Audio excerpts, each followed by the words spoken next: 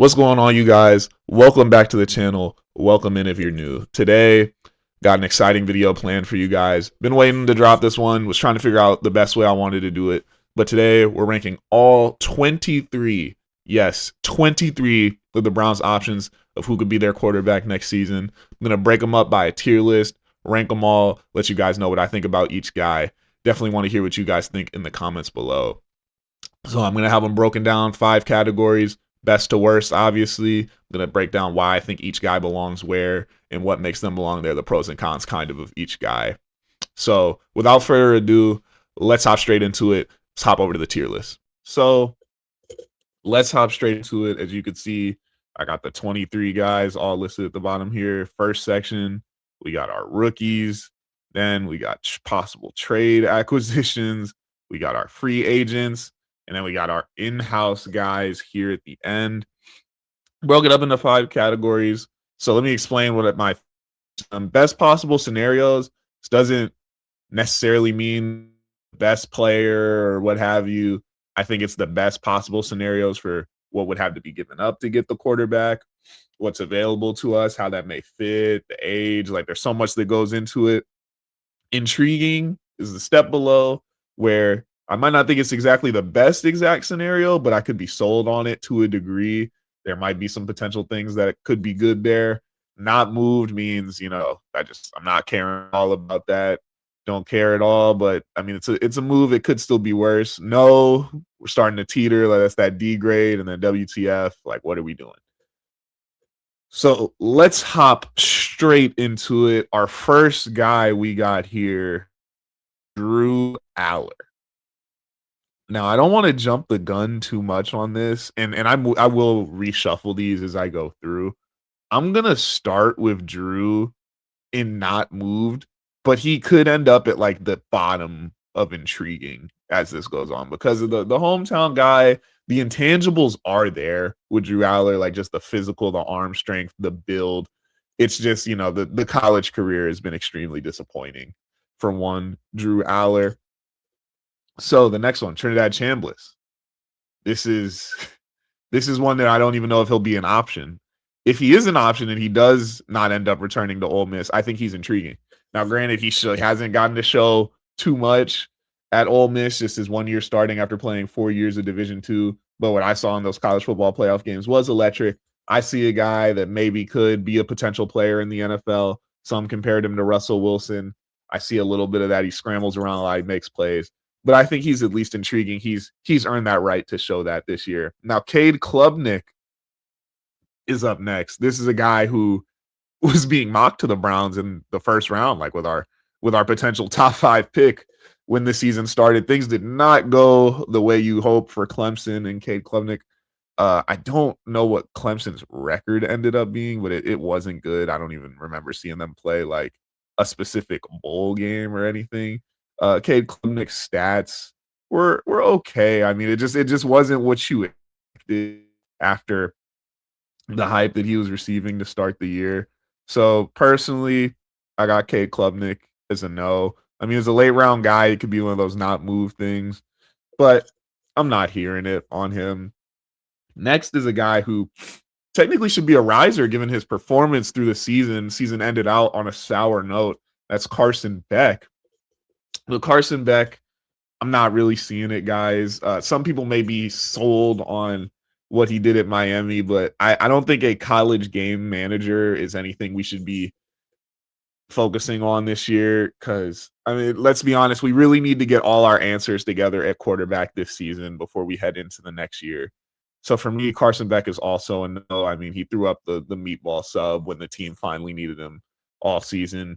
And to a guy who I think was actually open with, if he had just put that arm talent on it, it led the guy. I think we talked about a game-winning touchdown, and Carson Beck is someone who teams could be talking about taking a chance on in that day 2 middle round area, but he just didn't get it done. Garrett Nussmeier, this is also a no for me. I think he could be an okay quarterback. Like, I think that's a high floor guy, but like a low ceiling type deal. You survived the Brian Kelly in LSU. This is the guy that was being talked about as being another one of the top quarterback prospects at the start of the year. Just didn't work out that way for Garrett. Just unfortunate, but still a guy that has some tools to be a solid NFL quarterback. It's the last of the rookies. We got Ty Simpson, a guy who could be a first round pick. I didn't put Fernando Mendoza on here because the Raiders are taking him. So before anyone comments that, he's just not an option for the Cleveland Browns. For Ty Simpson, it's tough. I'm gonna say he's intriguing, but what taking Ty Simpson in the first round isn't intriguing for me if you're the Cleveland Browns as of right now, because I think those two picks got to be a combination of a receiver and O lineman or two O linemen. I really just think that's what we're looking at for the Browns, and reaching on a 24 for a quarterback that definitely will probably need to sit here, and then we leave the season with more questions or another guy we're going to throw out there when he's probably not ready. Like, it's intriguing, but I don't think it's a smart idea. So I might actually be moving him to not move just for the Browns specific scenario. So say he's a first round pick for like the Rams. I think that's a great pick. But for us, I'm not moved. I think it just leads to more issues, more of the same for the Browns. So now I got some trade targets. I got some backup quarterbacks in here, some guys that are getting new coaches, expected draft picks to come in.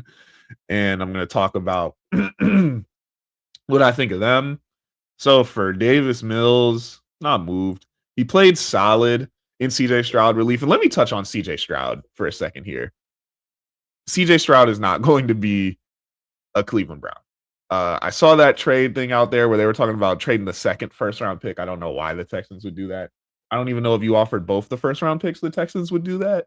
There's no way they're giving up on that guy. He's played poorly the last 2 years, sure, not up to that rookie standard. But CJ Stroud's still a guy that the Texans believe in, and they aren't going to give out on him. Tua Tagovailoa, this is our first bottom tier thing. I don't see why they would do this at all. Like this, if the book's out on this guy, you don't want to get a injury-prone quarterback that's also underperforming. It's that simple. Let's move on. Let's keep pushing forward. If we're going to take a retread guy, this isn't the dude. I don't see the reclamation project, especially on a team like this, lacking weapons at this exact moment. Not seeing it at all. Geno Smith is going to join him because I'm not seeing it with him either. This is another guy who's probably, I won't say Tua's at the tail end of his career yet, but I think Geno's starting to reach like pure backup territory. I think the Raiders was his last shot. So if they do move him out this year, it'll be interesting to see where a guy like Geno could go. But the Browns, if they made this move and that was the quarterback room going into next year, I couldn't be asked, bro.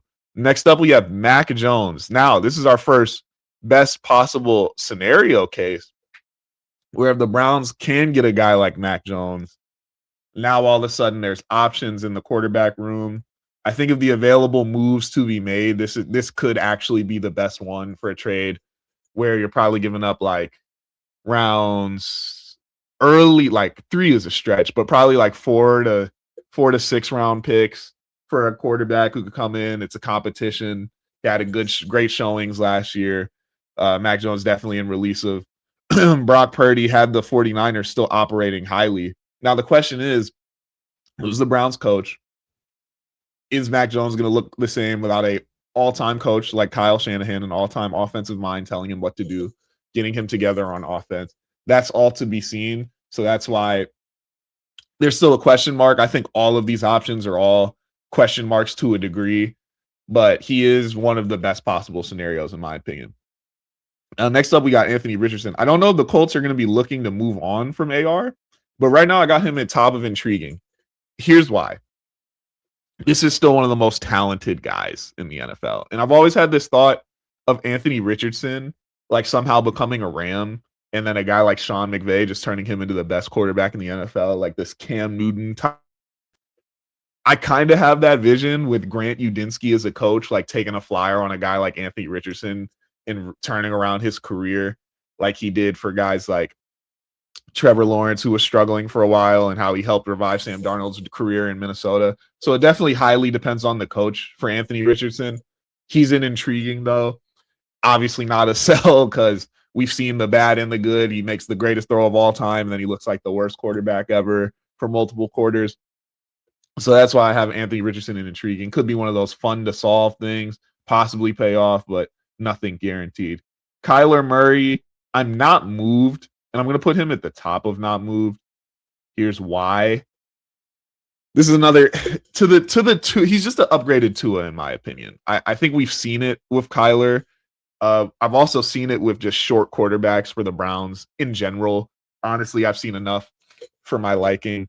Another guy who would come here, he would come to a worse situation where we would be expecting him to play better. We are downgrade on offensive weapons. No McBride, no Marvin Harrison, no Michael Wilson.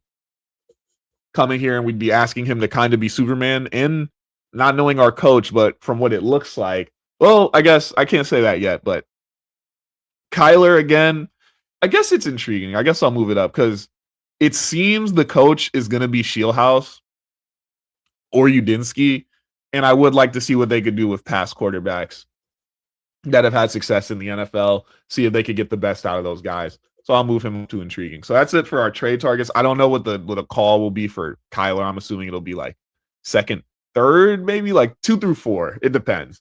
This is just me guesstimating, but maybe the Cardinals are more eager to move off of him than I think. Next up, we're getting into these free agents, a lot of retread guys, stuff like that. Gardner Minshew, just a straight up no. I could see them doing a move like this, just kind of bringing in a camp body, not a camp body, but just a quarterback to be competition in the room, assuming a Dylan Gabriel is gone or something from the team. Just a solid no. Trey Lance was a guy who had a good preseason game, and there was a little bit of buzz having people think about, well, what if, there is still something there? And then we got to the point where he played an actual game, and it didn't look that great. Sub 50 completion percentage and interception. I think he threw for about 200 yards. Trey Lance is also a no. I'll move him up towards the top of no, though, because there is the potential. But I think this just isn't a guy you're taking a shot on this year. Mitch Trubisky now is a guy who had a great showing towards the end of the year. This would be a guy getting a second chance to be a starter, if I'm not mistaken. He stepped in for the Buffalo Bills at the end of the season. I'm trying to remember which game it was, but he had a good performance. He threw 4 touchdowns, no interceptions against the New York Jets, though. Got the New York Jets. 22 for 29, 260 yards, 76 completion percentage, 4 touchdowns. It's good showing. It's the Jets. Like, you cannot forget it's the Jets. I'm not moved by Mitch because I'll put him in Drew Aller because it just seems kind of like the same thing to me where it's like the hometown kid. I kind of see it, but I don't really because I think everything's been said there. And I don't think that I think the Jets game may make him some money if a team does decide to take a chance on him. As I get a message there, but don't believe in it there for Mitch Trubisky. Next up, Jimmy Garoppolo. This is another just not moved. Like, I'll put him. Yeah, I'll even put him at the end because I don't. When's the last time Jimmy G took a snap, like played a full game? This is another guy that's proven to be injury prone. His time as the Browns like mentioned quarterback on multiple times. Like the last time I think Jimmy Garoppolo started a game was last year. It was a solid game. Like he's obviously could still go, but this is another guy that kind of would come in as the competition, like a emergency break glass kind of deal, but not exactly a top level guy. Marcus Mariota, another guy who stepped in a lot for relief of Jaden Daniels this year, had some solid games as well. I'll put him above him and Jimmy G, Davis Mills. It's all like the same thing. Group them all together. Not moved. Books out on those guys. It's a bridge if you want it, but I think there's better options for us to just use for our time this season. Russell Wilson, for me, no. Above the rookies, he would probably play better this year, but just a no. An older guy, books written. I think he's really like we're getting close to Russell just stepping away from the league entirely. Aaron Rodgers, if he even's playing football, I'll put him in not move just off general principle that he did get a team to the playoffs this year. So I put him behind Ty because he's a rookie, or he will be a rookie. He'll have longer, but you'd be getting a probably 1-2 year at best rental of Aaron Rodgers, and things are due to fall off the track soon there. Next up, last free agent quarterback, Malik Willis, is a best possible scenario. Now, here are the many questions on this. Many are speculating Malik Willis is lined up to get a bag in the offseason from a team like the Dolphins, who just hired the defensive coordinator from the Packers, Jeff Hafley. Falcons could be looking for a guy, depending. Malik Willis is going to command money. He seems to be the best ready free agent option at quarterback for NFL teams. What are the Browns willing to pay for him? The Browns are going to have ample space. Are they going to be willing to go out and get him? The questions being asked are we going to let those couple of plays this year? I think I know he played the Ravens game. I don't know if he started however many games after that. I'm going to look right now. So yeah, he only starts the end of the Bears game where he looks good, where he comes in relief of Jordan Love, and then he plays that Ravens game. And granted, those 6 quarters, he looked great.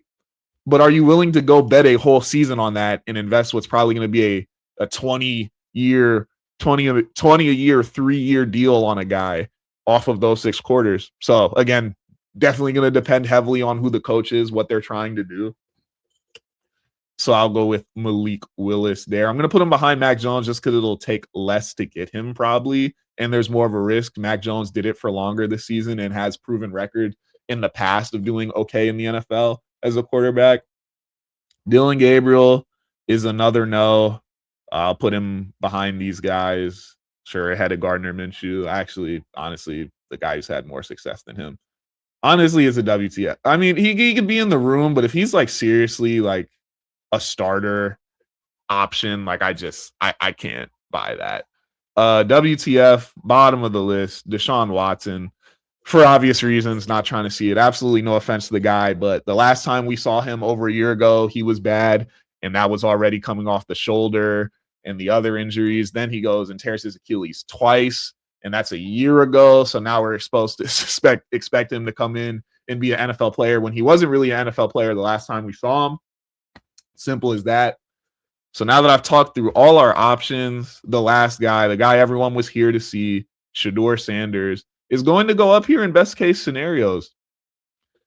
I'll talk about it. Here's why. Some people may question. Here's all it is. I think these 3 up here are the best possible guys that I see having success this year, where we wouldn't have to give up so much that I think we would sacrifice gaining talent. I think you could get Mac Jones for a combination of 4th through 6th round picks. That way we keep our talent at the top of the draft and we're not spending too much money. We could go out, we could sign linemen, sign receivers if needed, use those draft picks, those high top 100 picks on players. Shedeur Sanders is already here and on a rookie deal, so the same exact thing applies to him, and we would get to keep all our picks. That's why I have him up here. Malik Willis, we would be able to sign him in free agency. We would possibly lose the ability to sign another player, but I know Andrew Berry knows how to work some magic with the cap, so that's another guy where I see him. We could still improve the team around him. So those are the top 3, in my opinion. This is what I expect. If they do make a trade, obviously I don't think Shedeur is leaving. I think this would be a camp battle. If Malik Willis is signed, it's a camp battle as well, but he obviously has the upper hand because of the money that would be invested into him in that case. These guys all intriguing. I see it with them. I'm gonna move Ty Simpson up to intriguing. I think he deserves to be up there. Honestly, ahead of Chambliss. These are all options I see. I don't necessarily love. I think they're much more risky. You're going to have to invest a little bit more, excluding like a AR. But this is a 1st round pick you would have to spend, and this is possibly a 2nd or 3rd round pick that you might have to spend to get him. And then assuming you want Kyler, you're probably trading something in those ranges as well. So that's why I have AR at the top of intriguing. Would take the least to get, in my opinion. But these 3 guys would be the next pick. So these top 7, if there was a betting market, definitely what I would expect to be as like the range of whatever the quarterbacks may end up being. Everyone else down below, I don't want to see. I can see them taking a shot at like a Drew Aller, like late in the draft, signing a Mitch Trubisky or a Jimmy G for the low, bringing them in, and then summing up the quarterback that way. Everything from no and below, though, we just don't need to see out of the Cleveland Browns at all. So let me switch it back over to me.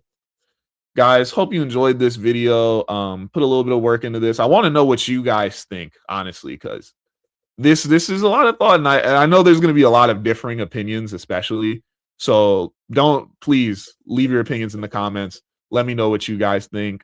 As always, I hope everyone has a blessed day. You can follow me on TikTok and Instagram with this username I'm about to put on the screen right now. Hopefully we see what this list could change depending on the coach they hire, but I think I have a pretty good idea and I think that'll look similar. So as always, guys, let me know and I'll see you guys next time.